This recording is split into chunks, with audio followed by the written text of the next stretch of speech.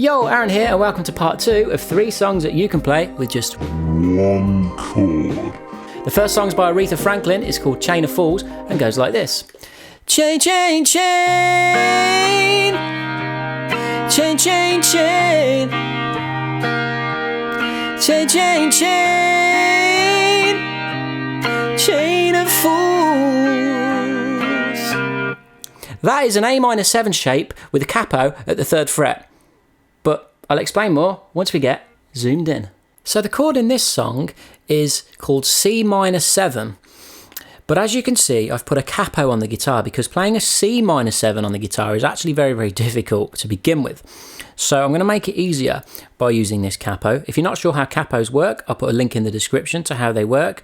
Okay, and basically we're going to be using an A minor 7 shape. That's the important thing to remember. It's the shape of A minor 7, but the actual chord is C minor 7. Don't worry too much about why for now, but that's the case. So we take our first finger of the fretting hand and we place it on the 1st fret of the B string relative to the capo. We take the 2nd finger of the fretting hand and we place it on the 2nd fret of the D string relative to the capo. And then that's it. We have our chord, and we want to make sure that the low E string here doesn't make any sound at all, so we can mute it by using our fretting hand thumb and resting it gently against the low E string, and then we just strum 5 of the strings, but we can touch the low E string as long as it's muted correctly.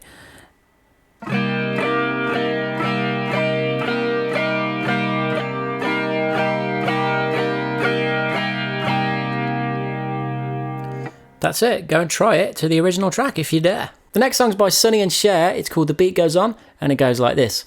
The beat goes on, the beat goes on, the beat goes on, the beat goes on.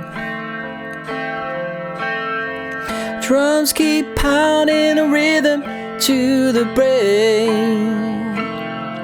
La-di-da-di-dee, la-di-da-di-da. Now that is an E7 shape with a capo on the 1st fret. What does that mean? Let's get zoomed in. So the chord in The Beat Goes On is called F7. But because we're using a capo on the 1st fret, the shape that we use on the guitar is called E7.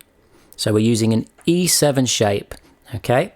And how do we get that E7 shape so we can play along to The Beat Goes On?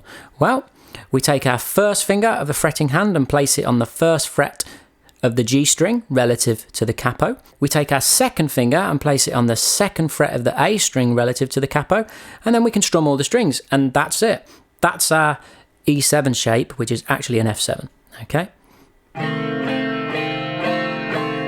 And the groove is something similar to what I'm doing now.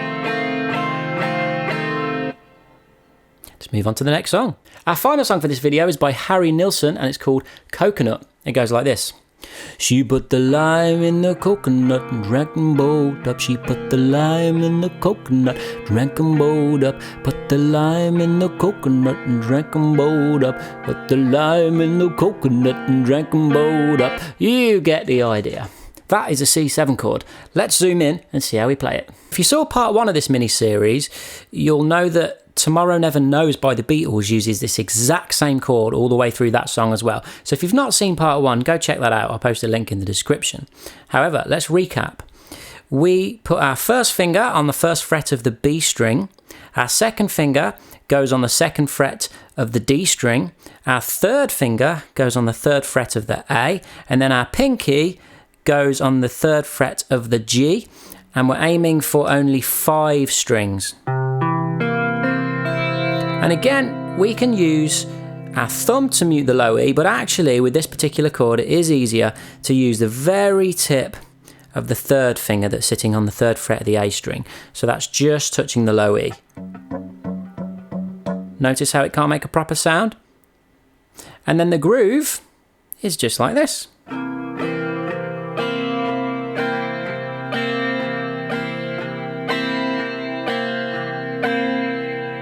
And I'm hitting the 2 bass strings, the A and D, on the 1st hit, and then on the 2nd hit, I'm hitting the G, B, and high E. 1, 2, 1, 2, bass, treble, bass, treble, bass, treble. And that's how you play the C7 chord from Coconut. Well done for making it through part 2. If you want more stuff like that, have a look at a couple of these. Go on. Thank you. Bye.